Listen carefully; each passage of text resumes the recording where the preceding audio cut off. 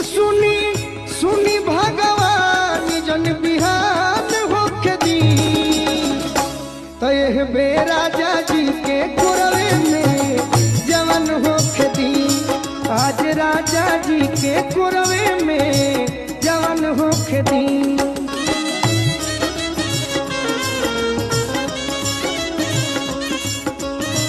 वाह वाह